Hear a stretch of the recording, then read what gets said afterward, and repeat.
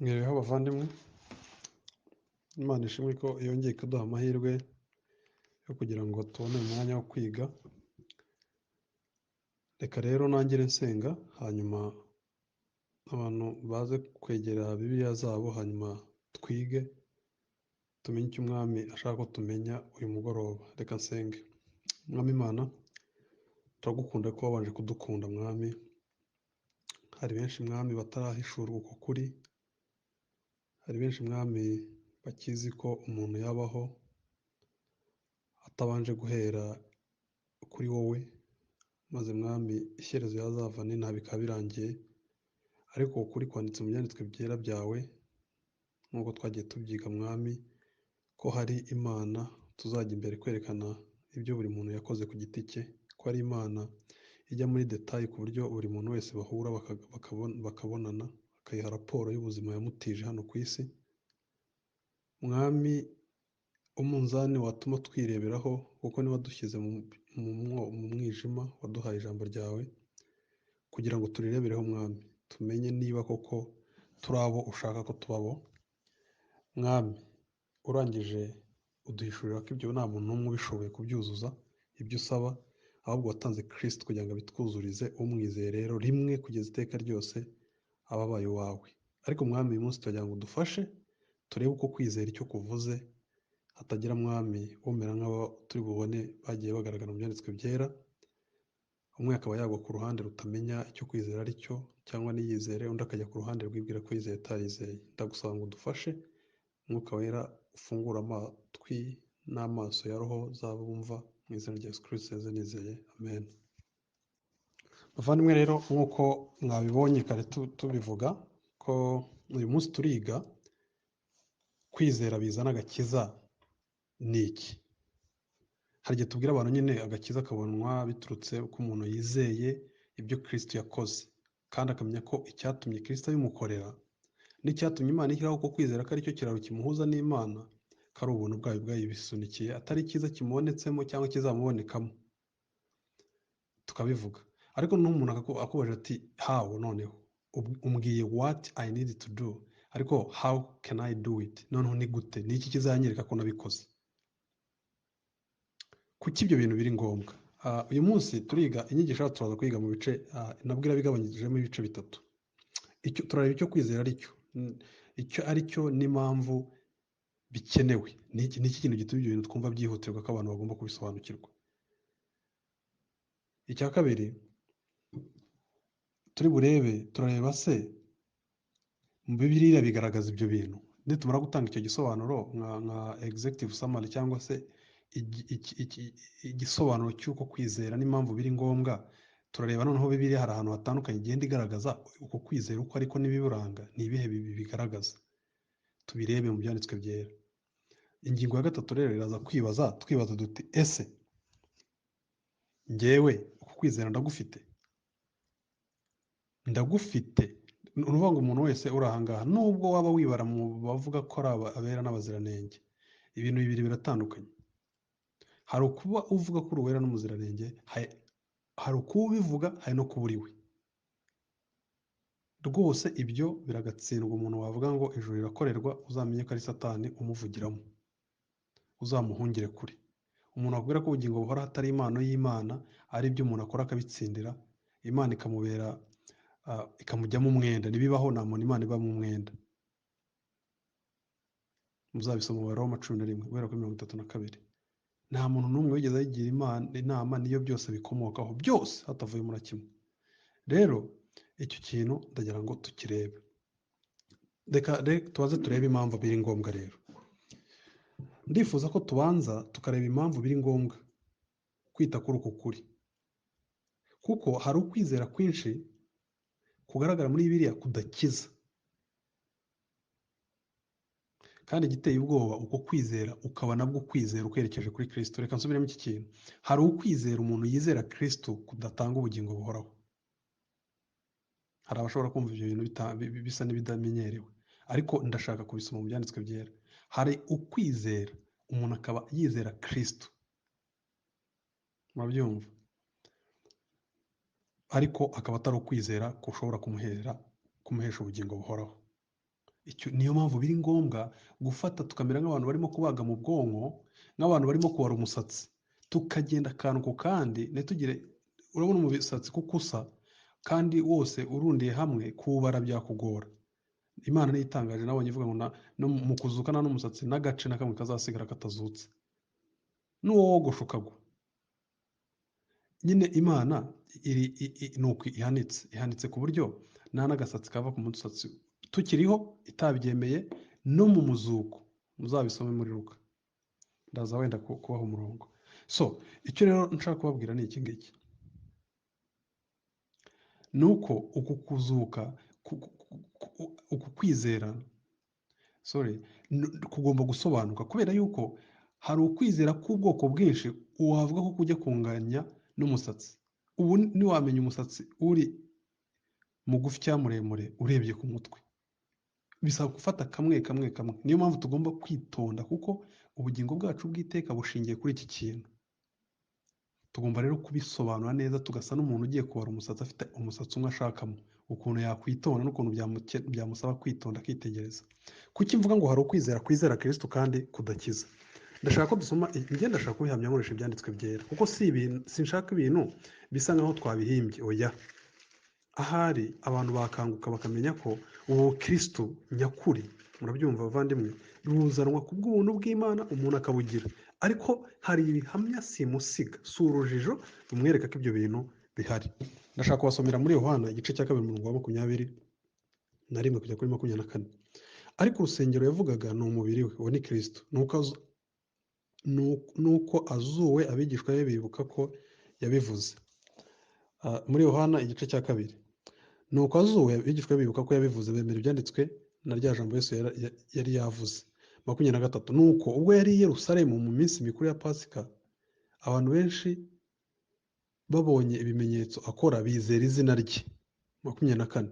Ariko Yesu ntiyabiringira kuko yari azi abantu, ntiyagombaga kubwirwa iby'abantu kuko ubwe yari azi ibibarimo. Mutekereze icyo kintu bavandimwe, ngo biringira izina rye, ngo ariko Kristo ntiyabiringira kuko yari azi ibiri mu mitima yabo.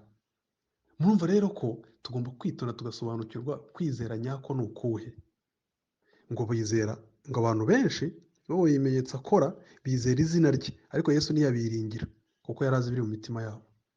Urumva ko icyo babeshyaga ko bizeye kitari gihari. None ni ibiki bimeze bite?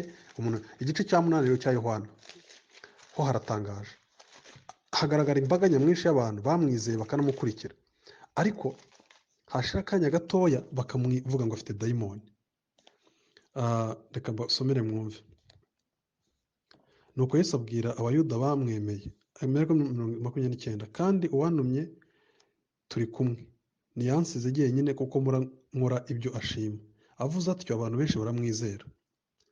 Nuko Yesu abwira abayuda bamwemeye ati, nimuguma mu ijambo ryanjye muzaba abigishwa banjye nyakuri, namwe muzamenya ukuri, kandi ukuri niko kuzababatura.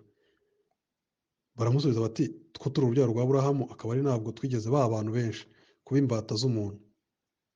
Noneho Yesu arababwira akomeje kiriya gice cya 8, Yesu arababwira ati, iyo muba abana ba Aburahamu koko muba mukora nk'uko Aburahamu yakoraga. Ariko none dore murashaka kunyica kandi ndi umuntu ubabwiye iby'ukuri, ibyo numvise ku Mana. Arababwira ngo muri abaso Satani. Murabyumva bavandimwe? None ikibazo ngiki, ni gute umuntu arimo abwirwa? Niyo mpamvu biri ngombwa, tugomba gufata nk'umuntu ugiye kubaga mu mutwe, nk'umuntu urimo utegura ibisasu bya kirimbuzi, azi ikosa rimwe ibyago byamugezaho, ko ari gutera ibyago by'imyaka n'imyaniko. Nk'umuntu urimo ubara umusatsi, afite akantu kamwe ashaka gutoramo muri uwo musatsi, harimo umusatsi umwe. Nyine ibintu bisaba ubwitonzi, ubushishozi. None niba abantu bashobora kumwiringira bakuvuga ko bamwizeye, Bibiliya ikabivuga ngo ariko Kristo ntabiringiye ko azi ibiri mu mitima yabo, tugomba kumenya neza kwizera ko kuri ni ukuhe. Bavandimwe rero twigiye imbere, murabona impamvu bikenewe rwose kubisobanukirwa. Aha murimo mvuga ibi bintu, ndashaka ko hari ikintu muba muretse tube turetse kukigeraho, kuko hari ibintu bibiri. Hari ukumenya niba mfite kwizera ko kuri, hari n'ibiranga kwizera kutari ukukuri. Ntabwo rero turi bujye ku kwizera kutari ukukuri, ibyo tuzaba tubyiga. Ndashaka turebe ukwizera ko kuri kugaragazwa n'iki, mbwirwa n'iki ko mufite. uyu munsi buri muntu yigenzura amenye ko yizeye by'ukuri, kuko twavuze neza bidasubirwaho n'ibyanditswe byera biba bivuga ko ubugingo bw'iteka buhabwa umuntu ku bw'ubuntu bw'Imana ntacyo bukoreye, binyuze mu kwizera. Dukizwa n'ubuntu binyuze mu kwizera. Ayo magambo uko ntago ari ukuncika, niko Bibiliya avuga kandi afite impamvu. Ntabwo dukizwa no kwizera binyuze mu buntu, dukizwa n'ubuntu bw'Imana binyuze mu kwizera. Mbese itiyo inyuramo ubwo buntu bw'Imana kugira ngo budukize niyo yitwa kwizera. Ukuboko twakiriza ubwo buntu ni ukwizera. Mu bitandukanye, dukizwa n'ubuntu bw'Imana binyuze mu kwizera, ntabwo dukizwa no kwizera. Icyo kintu tujye tucyumva neza, tugisobanukirwe. Noneho tutarajya kureba ngo kwizera kudafite imirimo kuba gupfuye, ibyo ni ikimenyetso gihamya ukwizera guhari. Turashaka kwirebera ukwizera kurahari, nicyo kibazo twibaza, kuko tubonye bavuga ko guhari kandi Imana ikabita abana ba Satani, ubwo Kristo yavuga muri Yohana 8. Urumva rero ni ibintu byihutirwa. Uku gupfuye ko biroroshye kukumenya nk'uko biri bivuga, ariko ndagira ngo turebe abantu batatu mu isi, bari mu isi dukurikije ibyanditswe byera. Ndagira ngo mutege amatwi mwumve, bityo bize kutworohera. Tubaze turebe kategorize z'abantu, ibyiciro by'abantu bashobora kwisangamo bakishuka ko bafite uko kwizera ntako bafite, kandi abo nibo benshi. Ikibazo si uko kwizera ugufite utajya mu ijuru rwose utarikorewe. Ijuru ntabwo rikorerwa, ni ubuntu bw'Imana. Ariko ikibazo ni iki: uku kwizera ndagufite cyangwa se ngufite? Aha niho ruzingiye, aha niho abantu benshi bishuka kandi mu by'ukuri badafite uko kwizera. Yaba bari mu nsengero, yaba bari muri reformed churches, abantu benshi barishuka. Reka turaza kureba abantu rero. Sosiyete igabanyijemo abantu nk'ibice bitatu ukurikije ibyanditswe byera uko bivuga. Buri muntu ntago Imana Bibiliya yandika abantu bari bahari, ariko buri muntu uyumubona cyangwa wowe wakwibona ukigenzura ukamenya aho uherereye rwose. Icya mbere, hari abarwanya iby'Imana byeruye. Twarasomye ubushize mu Bafilipi 3:18 dusoma ko ngo ni abanzi b'umusaraba, Imana yabo ninda, bahoza umutima ku by'isi, barwanya iby'Imana beruye. Murabyumva rwose, barwanya ibya Kristo n'umusaraba we no gupfa no kuzuka kwe, n'ababivuga byeruye. Abo barahari, ntacyo bahisha. Nyine bakuyeho imyenda, bambaye ubusa, barasazoye. Abo barahari. Hakaba igice cya kabiri, hakaba indyarya ziri mu nsengero. Murabyumva, zibizi neza ko ari indyarya. Icyo gice cyo kirimo ibice bibiri. Hari indyarya ziri mu nsengero zibizi neza ko ari indyarya. Murabyumva bavandimwe, muri Matayo 7 barabivuga. Hakaba n'indyarya ziri mu rusengero zibeshya ko zikijijwe kandi zidakijijwe. Ubwo igice cya kabiri cy'indyarya bari mu idini, bamwe ni abayobozi ba korali, abandi ni abayobozi b'itorero, abandi ni abayobozi ba kompasiyo, ibigo bitandukanye n'ibitaro by'insengero. Ni abantu bafite ingo n'abagore n'abagabo, wenda batanaca inyuma abagore babo, barihirira abana babo, bafite ijambo mu mudugudu no ku rwego rw'akarere. Bari mu nsengero, turaza kureba bamwe babizi neza ko ari indyarya, babeshya ibi bintu barimo. Iyo mutinze muvugana atangira kuvuga ati ibyo bintu ntawe wamenya niba ari ukuri,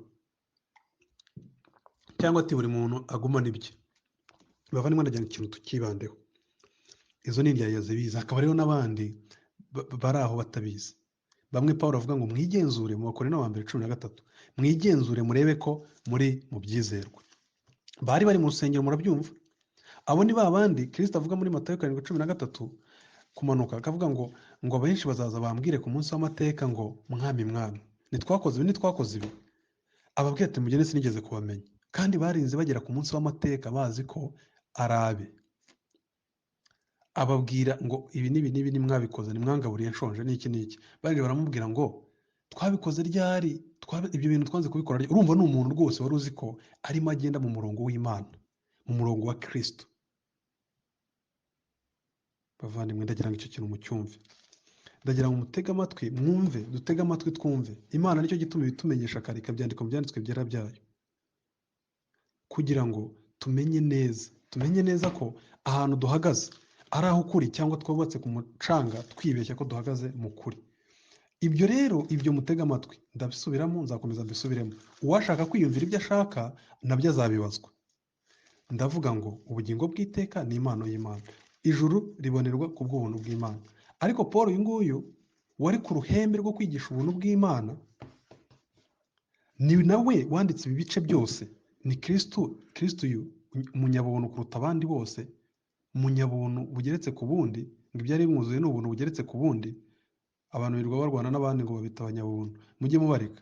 Ni nko kuvuga ngo wowe na Kristo muhuje kamere, muhuje nyine imimerere, imiterere, imitekerereze. Yaba nari umunyabuntu 100%, Kristo icyari kimuzuye ngo ni ubuntu bugeretse ku bundi, yiba aribwo bwari bunyuzuye nanjye. Murabyumva bavandimwe? Rero ni ukuvuga iki?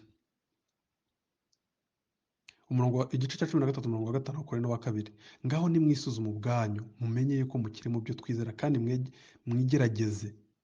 Mbese nimwimenya kandi nimuzi yuko Yesu Kristo ari muri mwe, keretse mubaye abagabo. Murabyumva? Nimwisuzume mwigerageze. Ntabwo rero icyo ari ugushaka ko hari abantu babihunga, bigize abanzi b'ukuri kumwe muri Bibiliya, bakagira kumwe bahengamiramo. Ntabwo ari byo bavandimwe. Ndagira ngo dutangira aha, twebwe tugitangira kwiga, twige ubutumwa bwiza bwuzuye butari igice. Murabyumva? Tubijyanire icyarimwe byose. Imana niyo itera imbuto zikamera, ntabwo ari njye umuntu. Ndashaka dutega amatwi turebe uku kwizera dusomye, dusanga barakugize aba bantu, barangiza Kristo ntabemera, akabita abana ba Satani. Ni iki kintu cyihishe mu kukuri? Murabyumva? Icyo nicyo nshaka ko tureba. Indyarya bwa mbere ni umuntu urwanya nyine ubutumwa bwiza byeruye. Abo barahari, bari mu madini. Hari abandi babeshya biyitirira Imana bakigisha. Kristo nta hantu hamwe yigeze abwira abantu ngo nibature ibintu ngo bakubire inshuro 100. Guhereza abakeneye yarabivuze. Gufasha mu rusengero hari ibintu bikenewe yarabivuze.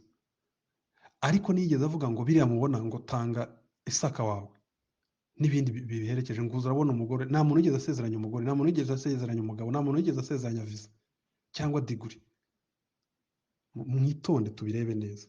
Indyarya za mbere ni izo ngizo zeruye zibizi, iza kabiri ziri mu idini zishuka, zimwe zibizi neza ko zibeshya ntacyo zifite ari ukwishushanya, izindi zitabizi ari umuntu urinda agera ku munsi w'amateka atabizi. Hakaza igice cya 3 rero, kandi bake babandi bamenya inzira ifunganye n'irembo rifunganye. Abo nabo nibo bafite kwizera k'ukuri, kwa kundi kujyana umuntu mu ijuru. Aho rero niho turi bwibande. Bavandimwe rero ndagira ngo dusome icyanditswe imirongo nibura nk'ine, Abatesalonike ba mbere, ariho tuza kwibanda. Noneho turebe, tubone iki gisobanuro cyo kwizera k'ukuri, nyibahe mu magambo ari kumwe nka definition. Noneho turebe mu byanditswe byera uko bigenda bisobanura umurongo ku wundi. Hanyuma icyo gice cya kabiri turaba tukirangije. Noneho turebe icyo bivuze kuri twebwe, tunireba aho duherereye. Bibiliya iravuga mu rwandiko rwa mbere Pawulo yandikiye itorero ry'Itesalonike, aravuga ngo, mbere ku murongo wa 4, bene data bakundwa n'Imana, tuzi yuko mwatoranijwe nayo. Bene data, ibaze Paul ukuntu arimo kuvuga tuzi yuko mwatoranijwe nayo, kuko ubutumwa twahawe ni iki kibimubwira. Ubutumwa twahawe, ubutumwa bwiza butabagezeho ari amagambo gusa, ahubwo bwabagezeho bufite n'imbaraga n'umwuka wera no kubemeza mudashidikanya. Ikintu cya mbere ni iki kintu kimbwira ko nizeye by'ukuri, ko mfite kwizera nyako? Murabyumva bavandimwe? Ndagira ngo mutege amatwi. Ni iki kintu, ni ubuhe buryo mbigenzura? Ni ibiki mba nizeye? Ni iki kibigize? Mutege amatwi mu nyumva bavandimwe. Hanyuma mbimenya ne? Njye ubwanjye ndabigenzura gute? Bavandimwe, aho hantu ndagira ngo mwumve impamvu biri ngombwa. Twabivuze, ariko ndashaka kongeraho iyindi imwe cyangwa nk'ebyiri. Uyu munsi hari ibintu bisa cyane nk'aho kwizera byuzuye, counterfeits. ibintu bitari original, itari ukwizera nyako, bya pirate. Bigaragazwa bite? Uyu munsi umuntu umwe ati ubwo nyasenga nkaba mbayeho neza, nta manyanga mfite, leta itaramfunga, kuri minori kode yanjye isa neza, ubwo rero narizeye kuko njya ku rusengero. Ibyo si byo. Atitaye ku byo yizera ibyo ari byo n'icyo bivuga, uwo nguwo ngo ubwo nawe arizera. Cyangwa umuntu ati nakoraga ibi nza kubireka, uwo nuba aba ari habi heza. Habi heza ni gute? Nibura ibi bakora ntabwo bibangamiye sosiyete. Niba ari umugabo ufite umugore nakora amanyanga, niba ari umukozi wenda mu kazi yirinda gukora ibibi. Murabyumva? Uwo niba hari ukuntu bamubeshya ku idini ajyamo agatanga iby'imfashanyo, bakagenda televiziyo ikaza kubafotora ibintu Imana yanga urunuka, akavuga ko akora imirimo myiza. Uwo nibura ibyo akora ari aho azarimbuka, ariko bifitiye akamaro abahereza. Gusa kuri we azarimbuka, agomba kubihagarika agahinda mpaka azuwe, akamenya icyo bivuze kubikora ibyo ngibyo. Iyo ni imwe muri pirate yo kwizera abantu bahimba. Hari pirate ya kabiri, kwibwira ko niba abantu benshi bagukurikira, niba wowe ufite, hari ibintu byinshi byitwa ngo gospel songs. Gospel nta n'imwe irimo. Ni gute ibintu by'Imana abantu babigira mu marushanwa? Ngo award, ngo igihembo cyo ku mwaka cya gospel song ya mbere. Ibyo ni ibiki? Ni Imana yoheje urwandiko ruvuga ko iyo ndirimbo ariyo yashimye kurusha izindi? Waririmbiye abantu nibo baguha igihembo nyine, nuko n'ibyo ni iby'isi. Mwibaza abantu babiri baba barimo gukompeta barushanwa gukorera Imana. Mu gihe biri ivuga gute? Iravuga ngo buri muntu yibwire ko mugenzi we amuruta. Murimo mukagira icyo mukora mugitewe n'ishyari. Abafilipi 2. Ariko aho sinjyayo. Uwo hari undi wibwira ko ubwo akunzwe na benshi, ubwo nawe ajya mu bitaramo by'indirimbo zitirirwa Imana, ubwo nawe afite nta kibazo. Ariko si byo, ibyo si byo birivuga. Hakaza undi muntu rero umeze nka bariya twasomye muri Yohana 2:24, wumvishe Yesu akumva amakuru ye, akumva ko dukizwa n'ubuntu kubwo kwizera. Icyongereza gitandukanya amagambo abiri, believing in Christ na believing on Christ. Ibyo bintu bibiri batandukanye. Hari ukumwumva nka facts zabaye mu mateka, ukumva ibyo bintu ni byiza. Ubibwirwa n'iki rero ko ari ko wizeye? Bibiliya igaragaza ko, nibyo tuza kureba muri kiriya gice, igaragaza ko usigara uri wa wundi wari we igihe ayo makuru wayumvaga. Icyo usigara uhagazeho ni ukuburanya abashaka kukubwira ko kumenya ayo makuru no kuyemera mu mutwe wawe bihagije. Niyo mpamvu usanga abantu benshi bari mu nsengero, ndetse no mu nsengero z'ukuri, mwatangira kuvuga ibintu bijyanye n'icyo Imana idusaba abizeye nk'ibimenyetso by'uko wizeye, agatangira kurakara, agatangira kuvuga ko wigisha imirimo, agatangira kuri a preacher of lordship salvation. Ariko Bibiliya niyitira Kristo umwami ubusa, agomba kugira ubwami ayoboye. Ubwami rero ni uwo nguwo waje munsi y'inkoni y'ubutware ye. Bibiliya igerageranya gukizwa no gusoma ibirenge Kristo, no gutabarwa, gusoma ibirenge hasi, Zaburi ya 2. Rero ntabwo tugomba ibyo, aho ukabona nyine akariro kashyushye, umuntu akaba yanga no kuvuga ukuri gusa ngo tugaserebura kubera ko hari urubyiruko rwinshi ngo rwavuze ngo rwemeye ayo makuru. Ubibonera mu buhamya bw'abantu, ukabibonera mu buzima bwabo. Nta kinyuranyo gihari. Uko yari umupagani yambara niko acyambara. Ubwo ndavuga reka nibande ku bahungu n'abakobwa wenda umuntu aza ko, cyangwa abagabo. Uko yitwaraga kuri bashiki be muri Adamu nyine abakobwa, ni nako n'ubu akibitwaraho. Uko ikintu cyose, icyo yita iterambere ni kimwe, uko aserebura ngo iyo yarangije kwiga ni bimwe, uko mbese nta tandukaniro, usibye ko we yahinduye amakuru. Ndababona benshi, hari uwanangaje ubushize tunahuriye ahantu binangaza, sinari muzi, ariko kumva ko ari umukristo nibyo byanangaje, ko ngo yumvishe ubuntu bw'Imana nibyo byanangaje kurusha. Ni ukuvuga ngo nyimubona uburyo yitwaraga ubwabyo n'amagambo yakoreshaga, nyuma yaho avuze ko nawe ngo yizeye ubuntu, nibwo byanangaje. Bavandimwe, ndagira ngo iki kintu dutege amatwi tucyumve. Bibiliya rero aha isobanura, ndashaka gusoma iki gice narimo nsoma ndakirangiza mu kanya, ariko ndagira ngo mwumve birashoboka kubimenya. Paul, icyo nshaka hano ni uko Paul uko yavuze ngo bene data tuzi ko mwatoranyijwe n'Imana kuko ubutumwa bwiza bwabagezweho bufite imbaraga zo kubemeza mudashidikanya, Mwuka Wera akabaha kubyizera. Ubwo ni iki? Ni kwa kwizera ya content y'ubutumwa bwiza, ko Kristo yaje ku isi akabaho nta cyaha agira, agapfa akazuka abikoreye wowe, wamwizera igihano kiguhesha amahoro kikaba cyari kuri we, Imana ikakubaraho kwera udashidikanya. Iyo ni confessional side, ni aho nicyo wizera, amagambo facts zanditse atari wowe uzikora. Ariko nyuma rero uko kuri kwakwinjiye hari ikikuranga. Ariko reka ndange igisobanuro gito hanyuma. Kwizera bizana ubugingo bw'iteka. Dore icyo bivuze: ni ukwirekura ukiyegurira Imana, ukinaga mu maboko yayo, ikakugenera ukuri wizera, aribwo bwa butumwa bwiza bwa Yesu Kristo, ikakugenera leta uyoboka.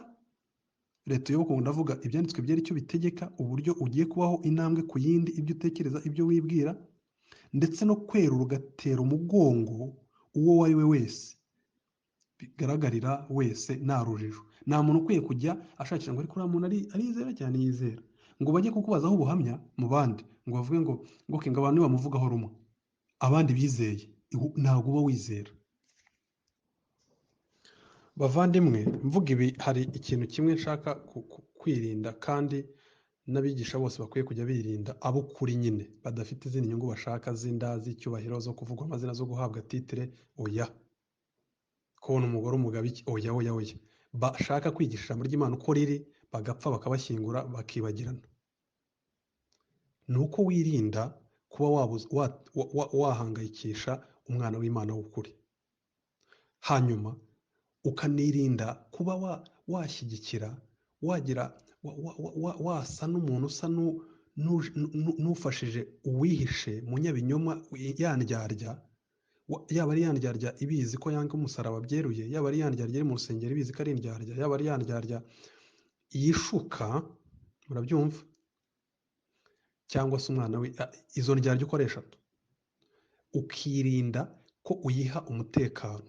Ugomba kuyicokoza kugeza igihe ihumukiye ikizera, aho niho uyikunda. Hanyuma wa wundi wizera nawe agakura uku kuri, yakumva ngo ibi bintu iyo mbyiga, niyo mbimenye kurushaho, niyo negura, ndishima kurushaho aho guhangayika. Ni ukuvuga ngo nyine nkora tiki, ese narizera, nakundaga isi gute, ni izihe nzozi zari izanjye, kubuyu kuzagera gutya, kubona abantu, mbese ibintu najyaga ndota nahumireza nkameditaho, najya kubona nkabona byarayoyotse, byarashize, ako nkagatikinga. Rero bavandimwe, biritubwira kwigenzura ngo tureke ko turimo kwizera. Mureke abantu babashuka, umuntu akirwa ahora ku rurimi rwe, ahorana Abefeso 2:8 atanazi icyo basobanuye, atazi no gutandukanya. Iyo bivuze ngo twakijwe n'ubuntu kubwo kwizera, namenye ko, ariko akajya yibwira, kuko nabaze igihe kinini mbyibwira, uko kwizera ko ariko umuntu afatira umwanzuro. Kumbe ubwo buntu bubanjirije kwizera buvuze ko nuko kwizera kwaje kwipura yateguwe n'ubwo buntu. Akajya arata ibyo ngibyo n'imirongo atayisobanukiye gusa, nyine murabyumva. Ariko ugasanga kwizera ntabwo ndimo ndacyahaba, ariko hariya nkora ibiruta ibyabo. Ndacyaha bashiki banjye kujya bambara bakikwiza, ngenerwa kuri social media nsaba likes. Ubwo se nandukanye he nabo? Bambara ubusa kugira ngo babarebe, bawapuruvinge. Njye se ndajya kuri social media gushakayo likes ngo abantu bakirike, nshyiraho udufoto nasetse ngaho, nifotoje nseka n'ibiki byose, kugira ngo abantu balayikinge njyewe ndi umuhungu. Ariko se ubwo si uburyarya, si double life? Nagize life imwe se, niba koko bashikiranye mbabwira mwikwize, hariya nanjye hariya singiye gushakira ya likes na approve z'abantu, singiye kurya iminwa no kwifatanya n'abatizera. Bavandimwe rero, mureke mwumve. Reka nsome iki cyanditswe, ngende mbereka ibintu biranga ukwizera k'ukuri. Buri muntu yireba reka gufite. Hari ababiri ubyumva uzababona hano kuri groupe bamara kumva ibintu nk'ibyo bibaye byinshi, ngo sinzi wavuze ikintu kimwe ngo usa n'umwatatse, akava kuri groupe akagenda. Imana nimukenera izamukiza, izamujyana kugeza ibyo bizamurya kugeza igihe yizereye. Niyo mpamvu najya ngira ikibazo rimwe tujya duterana tukabwira abantu, kandi ni ukuri, tugakinga umuryango w'aho duteraniye, hari ushaka gusohoka wumva ibintu bimubihiye nagende, sohoka rwose, sohoka, dore ni n'ahatoya, nta turo ryawe ntaki, dukeneye ko wowe n'Imana mwirebanira amaso ku maso, ukizera ukuri ku bwawe ugakizwa. Amaturo yawe niyo wayareka, kuvuga ngo uriya muntu yigisha neza niyo wabireka, kuntwaza icyo untwaza niyo wabireka, ariko ukizera uyu musaraba ugakizwa ukazajya mu bugingo bw'iteka. Ubundi si ibyo ukora byose, ibyo waba unkorera si ukubiha uyu mubiri n'ubundi uzabora. Ubwo se naba nikunda bingana iki, aho kugira ngo nkuzane nkuhuze n'umusaraba, ndiyiminwa kugira ngo ukomeze undebe neza, unshime, umvuge neza, ndetse n'ibyo byaba bivugwa na bene data nabyo simbishaka, mu gihe mwene data uwo atabiterwa n'urukundo yabonye ukunda Kristo, gusa ari ukuvuga ngo ni uko umutwerera, ni uko umuganiza, ni uko umubwira ko yaberewe. Bavandimwe, ibi tugomba guhuguka. Reka rero nsome mwumve. Icya mbere kiranga ukwizera k'ukuri, harimo kwizera ubutumwa bwiza uko buvugwa. Buvuga iki? Ko Kristo yaje ku isi yambaye umubiri, akabaho imyaka 33, nta cyaha na kimwe agira, akora ibitangaza, agaragazwa n'uwo ibyo yakoraga byose bikagaragaza ko ari Imana 100%, no kumenya ibiri mu mitima y'abantu, no kuzura abapfuye, no guhamagara ijwi rye rikarema mu buzima mu bapfuye akazuka. Yohana avuga ko ibyo byose impamvu byanditse ni ukugira ngo abantu bamenye ko Kristo, ko Yesu ari we Kristo, ari we Imana yatoranyirije uwo murimo wo gukiza abari mu isi. Arapfa, ahanwa mu cyimbo cyacu, amategeko y'Imana yose yarayumviye, umwizeye abarwaho gucyanuka kwe binyuze mu kuba Imana yamuhaye kwihana, hanyuma akizera. Ibyo rero birangwa ni iki? Cya mbere, ukuri wizera. Iyo umuntu akomeje ubutumwa bwiza uvuga ubuhe? Umuntu akoze ubutumwa bwiza ukabuvuga ku buryo umuntu avuga ati ati si ubwo muvandi ko numva umwumfyuzinze. Ntabwo wizeye ubutumwa bwiza nyakuri. Ntabwo wakira indwara ngo umuntu akoze ngo wakize iyihe ndwara yari ikwishe upfuye unuka ngo uvuge ngo sinzi iyo ariyo, ngo bitere urujijo. Ibyo ntibishoboka. Nibyo twavugaga hano ngo tuzi neza bene data bakundwa n'Imana, tuzi yuko mwatonejwe nayo, kuko ubutumwa twahaye butabagezeho ari amagambo, ahubwo bwabagezeho bufite n'imbaraga n'umwuka wera, no kubemeza mudashidikanya. Icya kabiri kigaragaza kwizera by'ukuri, harimo guhindukirira Imana. Ubwo rero umuntu uhindukira aba afite aho ateye umugongo. Murabyumva bavandimwe? Ibinezeza, ibinyoma, abantu bakubeshya, gupfumbatana n'isi, ibigirwamana. Reka nsome mwumve ku murongo wa 8 n'uwa 9. Ahubwo hose kwizera kwanyu mwizera Imana kwaramamaye, nicyo gituma tutaruha tugira icyo tubwira abantu. Kuko murumva, nicyo gituma tutaruha tugira icyo tubwira abantu. Umuntu arizera ku buryo nyine nta kuruha bagira icyo babivuga, kuko ubwabo bajya bavuga uburyo twabasuye, nuko mwahindukiriye Imana, mwimuye ibigirwamana ngo mubone uko mukorera Imana nyakuri. Icya kabiri, urundi rugingo rugize hejuru yo kwiga kwa kuri, kwizera kwa kuri, harimo guhindukirira Imana. Uba ufite aho uteye umugongo. Ni gute umbwira ngo uko nari niko nyiri, hanyuma kuvuga ngo warizeye? Nawe ubwawe nyine rebe kuki wishuka, kwibeshya ubwawe. Buri muntu arikirizwa. Umugani wa Ruteri yavuga ngo hari ibintu bibiri umuntu azikorera, gupfa no kwizera. Kuki wakwishuka? Uhindukirira Imana bikagaragara bavandimwe. Ntabwo twafata bene wacu ku mubiri ngo ikinyuranyo kibe gusa amagambo nahinduye, content y'amagambo nahinduye. Ndacyabyina igisimba cyabo, nyine ibindyohera nibyo bikibaryohera. Ndacyavuga ya magambo ngo hakiza ukuboko kw'Imana, ibintu biraho udatekereza nyine. Imana yavuze gute ngo sinzareka guhana ukoresha izina ryanjye mu manjwe, mu busa. Ubu uracyarikoresha uko urishaka, ntubyitaho. Jesus wivuga uko ubonye, niba usitaye, niba igikombe kiguye, nta reverence yari yaremwe mu mutima wawe ngo wizeye ubutumwa bwiza utese. Guhindukira Imana ukareka ibigirwamana, ukareka isi. Ibigirwamana by'isi se ni ibihe? Nimubizi mwese?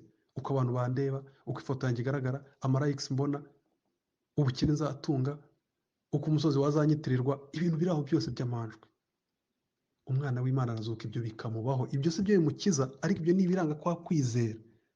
Hejuru ya kwa kuri yizeye, hanyuma hakiyongeraho icyo ngicyo. Bavandimwe rero, ikindi cya gatatu kiranga ubu kwizera k'ukuri, navuze ko uwizera ukuri uko biri bivuga by'ukuri, bitari ugushidikanya ngo ese ubu ngo ntabwo nzi uko bizajya. Urakizwe nyine ukabimenya. Ariko n'indi muntu utamenya icyago yakize. Ninde muntu wakora agisida akavayo ayikize atahagira umutima udaterera hejuru? Wowe mu buryo bw'umwuka uvuga ko wabyawe ubwa kabiri, usigaye noneho ufite amaso abasha kureba akaga kari kakuriho mu buryo bw'umwuka, umujinya w'Imana wari uri kuga kano, urupfu rw'iteka wari rugutegereje, kubohwa na ya kamere mbi y'icyaha ikomoka kwa Adamu twavugaga, hanyuma ukabikira ayo majanja yose y'intare ukayakurwamo, ugakurwamo ubumara bw'inzoka n'urubori rw'icyaha, nubona ahantu hakomeretse, nubone ibimenyetso bihamya, ntugire inkovu na zimwe zigaragaza icyo kintu cyari cyagushinze amajanja. Ibyo ntabwo bishoboka. Usibye kwizera k'ukuri, icya kabiri guhindukirira Imana, ugasiga uwo wari warega. Umuntu ahindukira afite hari aho warebaga, hari aho uhindukiye kureba. Aho warebaga hari izihe nzozi, hari ikihe cyerekezo? Ni ibiki ushyira muri salo mu cyumba iwawe ngo kugira ngo urebeho bibe ngo motivations? Role models bawe ni bande? Ni intwari zo kwizera mu Baheburayo 11? Mu cyumba cyawe handitsemo Baheburayo 11 za ntwari zose, za zindi zabaga mu mahema ba Aburahamu. Ibi niko byagenze Aburahamu mu Itangiriro 15:6. Ziriya ntwari zose zo kwizera ni abantu bo mu isezerano rya kera. Abantu bajya bavuga ngo iyo tuvuga ko kwizera gukizwa n'ubuntu kubwo binyuze mu kwizera ngo ni ibintu by'inzaduka. N'inzaduka gute? Abaheburayo 11 si lisiti, si hall of fame handitseho lisiti y'ibihangange byo kwizera kandi byose ari byo mu isezerano rya kera? Gusa ni gute umuntu avuga ko ari twe tubyadukanye? Babagaho baterera. Bavandimwe, ahantu providence Imana yaduteretse, niba uri mu kazi ni urugero, aho ngaho ubwo niba urahubona providence y'Imana, ibyo iha abayo uko ibishaka, urimo ubona byinshi, igakubaho nkaho utabifite. Nuko biri twigisha tugomba guhindukirira Imana. Abizeye nicyo kibaranga. Ntabwo mvuga ngo uhindukira Imana ubone ubugingo buhora. Ntabwo wabona n'ibyo ushoboye. Wabishobora utese keretse udasomye Abaroma 8. Iki ni ikimenyetso cya ka kwizera k'ukuri kwaje mu mutima. Ikindi, gukorera Imana usibye guhindukira, si uhindukiye gusa ngo watuye wizeye, guhihibikanira ukorera uyu mwami w'abami. Reka nsome mwumve ngo ahubwo hose kwizera kwanyu kwaramamaye, nicyo gituma tutaruha tugira icyo tubabwira abantu, kuko ubwabo bajya bavuga uburyo twabasuye nuko mwahindukira Imana mwimuye ibigirwamana, ngo ku murongo wa 9 mubone uko mukorera Imana nyakuri kandi ihoraho. Hayongeraho ikintu cyo guhihibikanira ukorera umwami. Bavandimwe, ntabwo ari muri resitora hahandi abantu abenshi baza bakicara noneho ugahora ucekinga ngo reka turebe Emi yayoboye neza, runaka yakoze ibi, ese ibi byatunganye. Umuntu akajya agenda ukajya wumva ngo itorero ngo rifite ibibazo niyo mpamvu narivuyemo. Iyo ubikemura se, iyo ukuramo inkweto ukajya mu bitaka ugakora ukabikemura. Umwana w'Imana wazuwe ufite kwa kwizera gusa k'ukuri, uwo muri we bavandimwe, ibisimbira ngo ubyihatemo byihigemo, ariko niba warizeye uzabibona. Ni ugukunda itorero akaba nk'agati gakubiranye, agakunda itorero ry'Imana atitaye ku nyungu abonamo, atitaye kuri aritari zihari, atitaye uko bimeze. Niyo mpamvu n'abantu mwirwamo umuntu akavuga ngo yarizeye ngo ariko aracyari mu idini, ariko kukwizera murakumutwerera kubera iki? Kubera amagambo. Ubwo se Bibiliya ivuga ngo abenshi bazavuga mwami mwami, bavuga ubuntu bw'Imana. Ni iki gituma uyu muntu adahindukirira ngo avemo? Aracyajya mu bigirwamana, aracyabipfukama imbere. Muranyumva? Ubwo navuye kuri rasitindwa indyarya zo ziriyumva, ariko ndi kuri wa wundi uvuga ngo afite kwizera. Aracyajya gupfukamira ibigirwamana, aracyigishwa ibinyoma, hanyuma ukavuga ngo yarizeye ngo nuko usanga bataragira imbaraga. Kuki atagenda agaguma iwabo se, areke kujya kwifatanya n'abanyabinyoma nibura niba baba bamunanije? Ariko sinzi, ngira ngo hari ukuntu abantu bajya bibwira ko ubukristo ubu ngubu atari bwo ubukristo bwo mu kinyejana cya mbere. Ntabwo ari byo bavandimwe, ntabwo ari byo. Umuntu azaba kwanga natakubwiza ukuri. Ibyo bintu mu byumve. Ngo urumva ngo yakijwe akiri muri relationship, ngo ubwo se yayivamo ate, ngo kandi ngo yakomereka amarangamutima. Ninde wakubwiye ko amarangamutima niba uyafite Kristo atabasha kuyakiza? Nta nubwo icyo wagiteke. Umwana w'Imana wazutse by'ukuri, ubutumwa bwiza bwamugezeho by'ukuri, ngo ni uguhindukira ibigirwamana ukabitera umugongo. Ubu budoze umva umwana w'Imana ukuntu bigenda, wamaze kuzuka asigara ibimunanira gukemura, nyine muri Adamu wundi wa mbere ukimurimo, ari ibintu murabyumva ni wowe umubonye utapfa no kubona. Ya marari yo mu marangamutima, ya marari urabyumva, bya bindi agenda yeza ahungira ku Mana, asenga, agomba gutunganywa buri munsi. Ariko mutege amatwi, ibintu biri obvious, kujya kwifatanya n'abanyabyaha, murabyumva, ngaho kuba kiraha inshuti ze n'abapagani. Reba kuri screen, hari abantu bajya postinga amafoto ngavuga si umuntu ubu ukwizera kwe kurihe, afata mwene wabo cyangwa se kisimbizi wambaye ubusa, aravuga ngo iyo ni uburyo bwo kugira umubiri ikigirwamana, hanyuma akamupostinga. Wamubaza ati si inshuti zanjye se? ngo ariko si kuki mushaka kuduca ku bantu? Okay, ntabwo ari njye, sinshaka kubagucaho, ariko ndagufasha ko urebe ko ubuzima bwawe buhuye n'ibyo watura, kuko nibwo bwonyine uzaba uri mukuri. Abavandimwe, icyo kintu tugomba kukimenya. Guhindukira Imana noneho no gukorera Imana, wayikora urute se muri rya dini ry'ikinyoma? Wayikora urute wifatanya n'ibigirwamana utahindukiye? Imana y'ukuri imwe ihoraho iteka ryose, ukayisanga, icyo ni ikindi. Ukajya gukora, ugakora ugahihibikana gushaka ko wamenya iby'ubushake bw'Imana, ugakora nyine icyo ari cyo cyose, niba akantu gatoya, nubwo yaba ari ugukura, nubwo yaba ari ugupurintinga, nubwo yaba ari buri kintu cyose, ushakisha ukuntu ugira icyo ubukorera shobuja. Uwo mutima uranga uwazutse, si ukwicara ngo twe baradusavinga ngo ngeze ahandi aho bimeze neza. Oya. Ikindi ngo aravuga ngo no gutegereza umwana wayo uzava mu ijuru, uwo yazuye mu bapfuye ari we Yesu. Ikindi ni ibyiringiro umuntu afite ategereje umuzuko, ategereje kuzagaruka kwa Kristo. Umutima we ugahora ukumbuye ijuru, agahora avuga mu mutima we ati yaba yaraje uyu mwaka, yaba yaraje uyu munsi, iyi si koko izarangira. Akajya abona ikinyagihumbi cyangwa ikinyejana arimo, yavukiye mu kinyejana kitari cyo. Ni ukuvuga ngo kiramutama, kitandukanye n'uko abona ibintu bikwiye kuba bimeze, ku buryo iyo yumva ko ari umushyitsi n'umwimukira. Ngabo ba Aburahamu ba kera, ngabo ba Dawidi, ngabo ba Pawulo, ngabo ba Polikapi, ngabo abera bose b'Imana uko babagaho. Uko kwizera kutameze uko rero ni ukw'ikinyoma, ni ukw'igihimbano. Genda mu nzozi zawe urebe inshuro uhangayikishwa no kutarakira inzozi ufite, ukuntu uhora uvuga ngo urashaka ngo yewe nawe mbibonye nkazafasha abandi. Ese wowe wakennye abandi bakazagufasha? Niba ukora, bikore kubw'icyubahiro cya Kristo, atari urujijo. Mu mutima wawe ubizi ko ibintu ukora urimo kureba inyungu zawe. Bavandimwe rero, kwizera ngibyo ibiranga ibintu bine. Icya mbere, kwizera ubutumwa bwiza uko buri, guhindukirira Imana by'ukuri, ugatera umugongo bigirwamana, bya bindi byose by'umubiri by'iki, gukorera Imana uhihibikana amanywa nijoro, guhora ushyugunga utegereje, agatima kawe karehareha utegereje kubona Kristo agaruka. Ujye kujya kuvuga uti Mwami tebuka, umushakisha, ushyugungwa wifuza kumubona ngo agaruke. Uko kwizera niko kwawe. Soza rero, ndashaka kuvuga iki kintu bavandimwe. Twatangiye twiga uko Imana, urupfu aho rukomoka n'uburyo Imana yashyizeho rwo kurwica. Tubona ko rukomoka ku Mana nk'igihano cy'ibyaha. Igihembo cy'ibyaha ni urupfu, ni igihembo rw'iteka. Tubona ko Imana yashyizeho uburyo abantu bakizwa ibyo bintu. Tubona ko ikibitera, igituma umuntu ananirwa kuzuza ibyo Imana isaba, ari kamere mbi yakomotse muri Adamu. Kikaba ikibazo kubera ubwiza bw'Imana tubwirengagiza tukabukandagira nkana, kandi aricyo yaturemeye kubumenya no kubuhimbaza no kujya tubona bikaturenga ibi neza. Imana yashyizeho uburyo idukiza, iduhandura icyo cyago, ari ibinyujije mu kutubyara ubwa kabiri.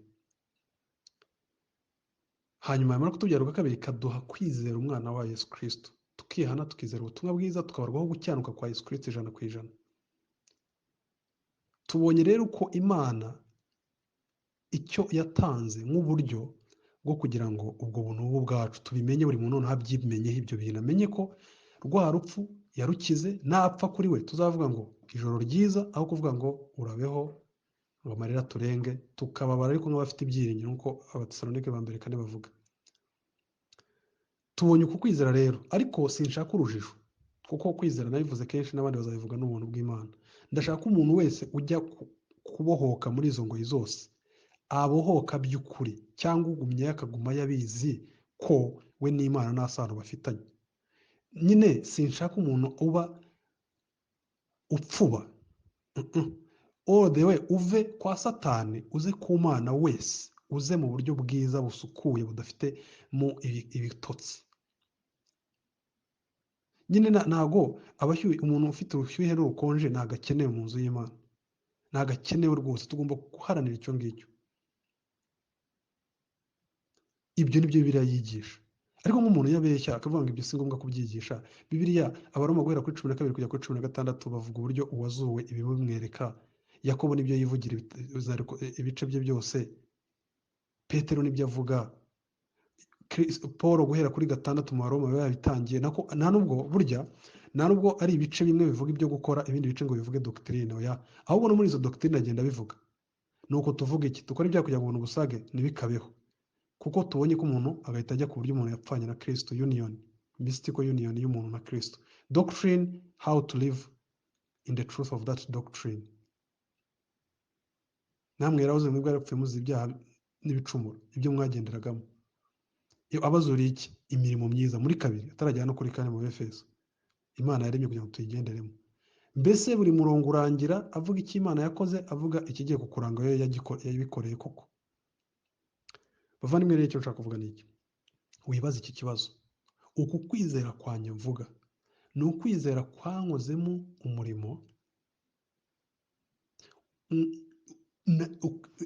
Umwuka Wera akaza akanigisa.